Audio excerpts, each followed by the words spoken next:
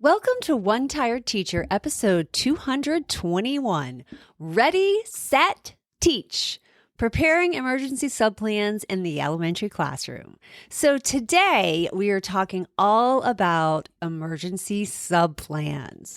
I know that's so crazy, and we are already at that time of the year where we are starting to think about back to school, and we're preparing for back to school. Some of us might even be starting school next week, which is crazy. And this is the dreaded lesson plans that we are usually required to have, or our principal says we have to have at least 5 days, or we just need for peace of mind. So I'm excited to talk about lesson plans, emergency subplans, and how to take care of taking care of yourself. That is so essential. You need to have these plans so that you can you can put first things first. All right. Hope you stick around.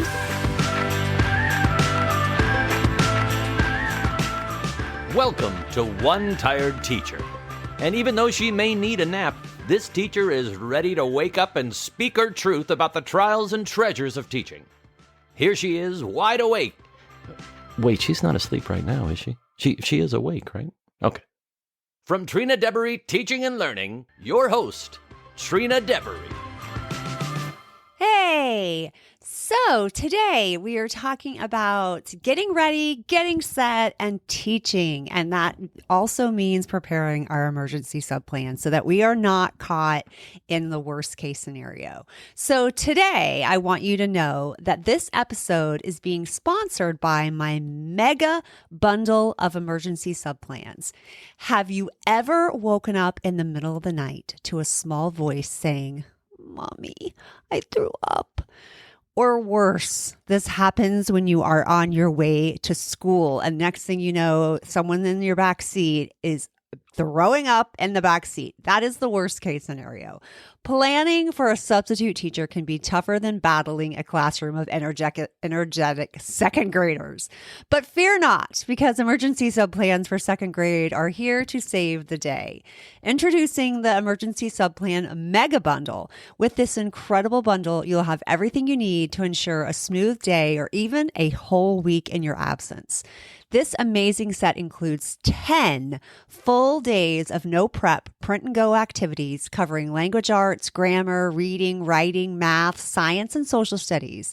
Your sub binder or your sub tub will be fully stocked with 10 full days of lesson plans and exciting activities aligned with grade level standards. These plans are so comprehensive that they can be used for scheduled or unscheduled absences. No matter the circumstances, you're covered. The bundle highlights the various subjects that are covered, which I just spoke about. And inside this bundle, you'll find captivating reading activities, language review exercises, math challenges with summer and winter themes, fascinating science lessons, and engaging social studies content. Plus, each day comes with a fun writing activity, which is based on a prompt that the student receives, and they get a chance to write. They're practicing narrative writing, opinion writing, and so much more. It's an all-in-one learning experience. And the best part, everything you need to complete your plans is included in this packet. Simply make copies and place them in your emergency subtub. But don't just take my word for it. Here's what some other teachers are saying. Tamika says, "My school requires 5 days of subplans. I was panicking, but with a click of a button, 5 days were done. You are a lifesaver. This is the best $10 I have ever spent. Thank you." Joanna says, "This was perfect to use when I woke up sick one day." Mary says, "I hate being out making subplans. This was so easy. Now I'm ready." So why stress about subplans when you have the emergency subplans mega bundle at your fingertips? Get yours today and say goodbye to subplanning headaches forever. Emergency subplans for second grade, the ultimate rescue for teachers in need. And you can find this on my shop at Trina Debery Teaching and Learning on TPT. Let's get on with the show. Ah, the joys of teaching, the laughter of children, the thrill of imparting knowledge, and the exquisite pain of preparing for every imaginable scenario. We're talking about subplans, my friend. Those magical documents that ensure your students don't go off the rails when you're out sick or stuck in a traffic jam, or worse, you have a family emergency. Like some of this, might be joking a bit because I've had those moments of throwing up in the car. I've had those moments of waking up in the middle of the night. I've had all those things occur to me in my 20 plus years in education, actually in the classroom. And it was not fun, but there's also some real time emergencies that occur. You know, things come up. When my father passed away, like having plans ahead of time was a huge help and took a huge load off of my back, thinking, what am I going to do now? Because there's just so many other more important things that you need your brain power for. So it actually, you know, as much as I'm kind of joking around, it really can be a serious situation as well. And I know that. And also I think it's really important for teachers to make sure that they're taking their sick days, and that if they, you know, taking them when you are sick, but also taking them when you aren't sick, when you need just a day to recover, to refresh, to reflect, to do nothing, to watch TV all day long, to lay on your couch watching the Gilmore Girls, or lay on your couch watching Schitt's Creek, or something that makes you happy and smile and takes your mind off of all the craziness that can be the classroom. So now if you're an elementary school teacher, you know all too well that subplans aren't something you can whip up in 5 minutes. Oh no, they must be detailed enough to cover multiple subjects and flexible enough to accommodate different levels and personalities. And if you teach second grade, that requires some extra creativity and maybe a dash of caffeine and some extra luck to write just the right plans for even the pickiest of subs. Now, writing subplans was something I was pretty darn good at. I could improve at many things. I have so many areas where I need some improvement, but writing subplans was my thing. It was mainly because I knew the substitute was not, you know, they weren't me, and I didn't expect them to be perfect at teaching, and they were a guest in my classroom and on sick days and, you know, during the school year, but I also knew that sometimes they had zero teaching experience. So I set up my subtub, or my set of emergency subplans, for success. Plus, as the team leader for nearly 2 decades, I often heard from subs in my grade level who were really unhappy with the plans left for them. Most of the time, the plans they criticized could have been more detailed, and they often just pointed that out. And they, you know, or they were just pointed to go to the teacher's edition and start on page 25 or whatever. And most subs did not like that approach. They needed more details, and they needed some work that would take more time to complete. So in this episode, and which is also a blog post, if you notice, if you're on my page, TrinaDebery.teachingandlearning.com, and you are on One Tired Teacher, you will see that I have written this like a blog post as well. That way you can read it, you can see pictures, you can, you know, all the good stuff of seeing a blog. But if you are busy and you are multitasking, I see you. If you're multitasking, it's okay, because I totally get it. I was a multitasker. I still am a multitasker. In the classroom, I was constantly doing more than one thing at a time. And so listening to a podcast makes more sense for teachers that are trying to get things done. So you don't have to worry. Whether you're listening or reading, we're going to dive into the essential steps for creating effective emergency subplans that ensure a smooth continuation of learning and provide peace of mind for teachers, students, and substitutes alike. So let's talk about the importance of emergency subplans. It's really can be like I said, in the middle of the night, you wake up in a cold sweat. You realize that tomorrow you won't be able to make it to work due to an unexpected emergency. Panic sets in as you think about all your students leaving without their beloved teacher. Wait, you're one step ahead because you've prepared emergency subplans at the beginning of the year, like the reasonable educator that you are. No worries if you didn't. I've got you covered. So I want to remind you, actually, as I said in the ad for this episode is being sponsored by my mega sub plans. I also want to give you a free day of sub plans. This is one of the days from this mega pack, and it is day number 1. It's a free day, and you can click on it in the show notes. You can also find it at trinadeburyteachingandlearning.com/subplans. So hopefully you can grab it, and this is your free day of subplans. So now you know you at least have one day. Preparing emergency subplans may not be at the forefront of every teacher's mind, but it should definitely be on their to-do list. As tempting as it is to hit snooze a few times in the morning, being proactive and preparing for unforeseen situations can save teachers from a lot of headaches down the road or during an unexpected absence. Plus, it shows that we care about our students' education even when we can't physically be there. And it saves us driving to school sick or worse, dragging our little ones into school ill and trying to put things together when that little one is crying with a fever. There's nothing worse than that. Life is full of surprises, and occasionally teachers need to be away from the classroom due to illness, personal matters, or other unforeseen circumstances. Having well-prepared emergency subplans is crucial to maintaining continuity.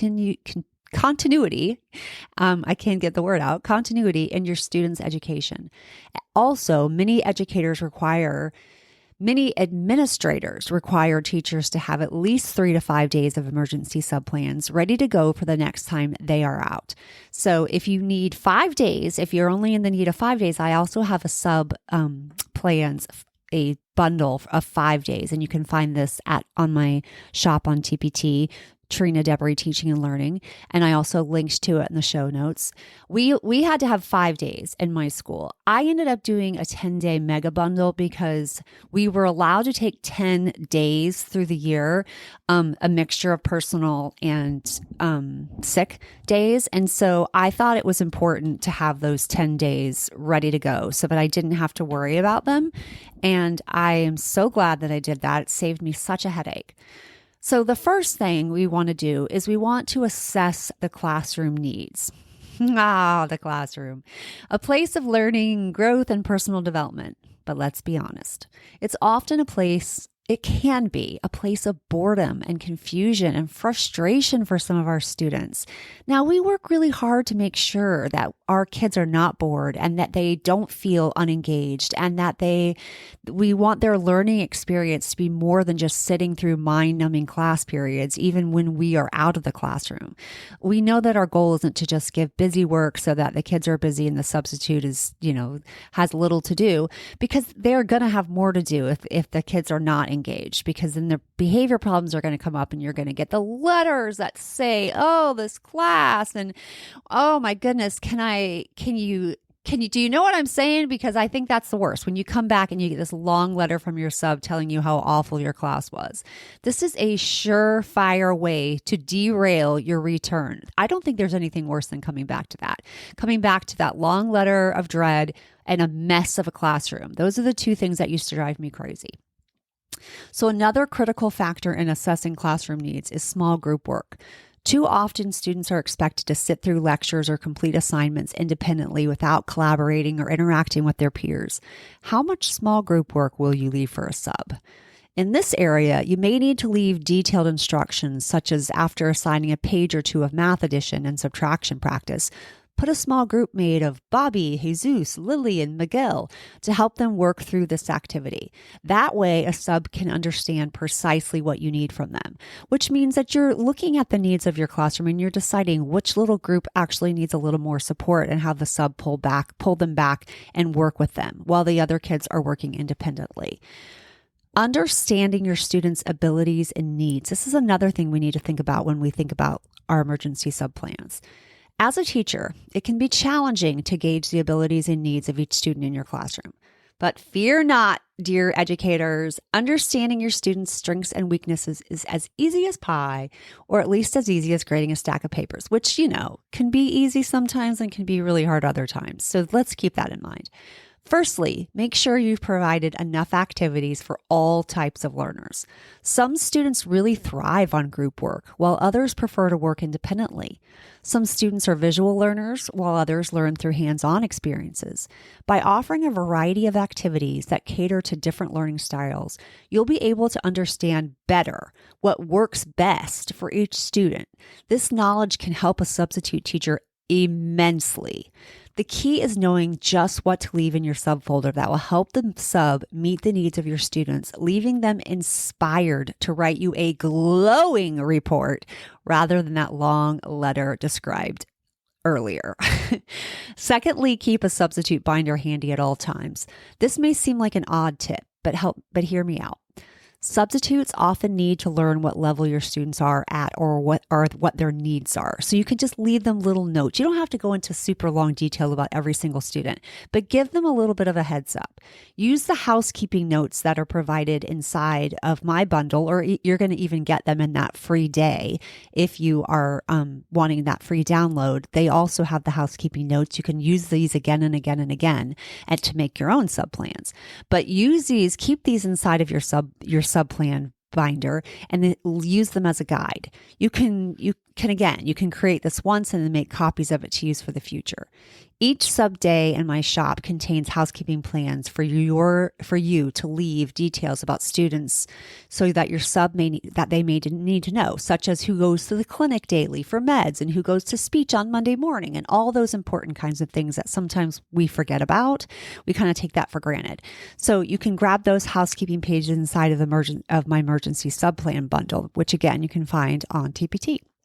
So let's talk about the elements of effective emergency subplans. As a first grade or second grade classroom teacher, it's always a good idea to have an emergency subplan up your sleeve. Because let's face it, life happens. You could wake up with the flu, your car can break down on the way to work, or you might get abducted by aliens. Okay, wait a minute. Maybe not that last one. But regardless of why you're out for the day, your students still need to learn. So what are the elements of effective emergency subplans? Firstly, make sure your subplan is easy to follow and understand. Now, if you've ever been a sub, which I actually have been a sub, well, I actually got my original degree in sociology, and then I went back and I started to get a whole nother degree and another bachelor's degree in elementary education. And then we were having a teacher shortage and someone's like, why are you getting a second bachelor's degree? Which was kind of stupid. And I don't know why the school counselor, the advisor advised me to do something so ridiculous. So I thought, okay, let me just take the classes to get my certification in elementary ed, and I'll work on my master's in reading, which I didn't end up doing. I ended up leaving that master's program and having a baby and life and all the rest of that. And later getting my master's in education, technology, and media design. And that was far more interesting and exciting, to be honest with you, even though I love reading and I love reading instruction. And that part was really exciting for me. But the technology and media design was awesome. Anyway, my point is that I'd been a sub and it was not fun. It could be really hard, and it really depended on what they left for me and their sub plans and how much detail they provided and, all those things. So it's really important. So you want to make sure it's easy to understand. Your sub should be able to pick it up and plan with it and run with it and be able to not have to decode all of your crazy things or acronyms or decipher secret codes or any of that. Secondly, provide clear instructions on what needs to be done throughout the day, from morning routines through dismissal. Don't leave anything out. This is the important part. Also, ensure all your team members know where your subplans are located. This will make it easier in an emergency. This was actually something we had to do at my school. Our team leader had to know where all the emergency subplans were. Another thing that we did, we bought these subplans. They were so expensive too, like $50 for these thematic units that we could use for subplans. And they didn't last even a week, maybe like 3 days. And, but we had like two different versions of them, and we did spend a lot of money on them. And my sub plans are way less than that. They are so much less than that. So that's crazy when I think about it. And this was a long time ago when we bought these. And I mean, I started teaching in 1997. So this was like at least in like 2000 something, which is like 23 years ago. So crazy. We bought these $50 sub plans, and now my sub plans are like under $12. So and they last longer actually. And so I think that's crazy. Anyway, we had to know where they were. It's important where somebody knows where at least your teacher BFF knows where they are. That's important. You should ensure that you have included all the subjects you usually cover daily, from word work or grammar to reading, writing, math, science, social studies. In other words, make sure your content area is covered for the day. I also loved including a makerspace activity that gives subs a fun way to get kids creating and thinking. And if you want to hear more about makerspace, I give you a little click through and you can learn a little bit more about makerspace. I also have some really fun, like themed STEM challenges that might be a fun thing to leave for a sub. I have camping STEM, I have beach STEM, superhero STEM, sports STEM, so much fun stuff. You can check that out in my store at Trina Debery Teaching and Learning. All right, let's keep going. So now we're talking about another important element of, having your sub plans ready is communicating with your subs. So as a teacher, you never know what unexpected days off will sneak up on you. Maybe, like I said, you could wake up with the flu, you could wake up at a snowstorm, it just won't quit. Whatever the reason, when it happens, your emergency sub plans need to be ready to go. But what about communicating with your substitutes? Well, here are some tips for ensuring your substitutes are always in the loop. First and foremost, be sure to leave detailed emergency lesson plans that even a substitute fresh out of college can understand. We need to remember that sometimes we don't know the level of experience of the sub, so we want it to be detailed.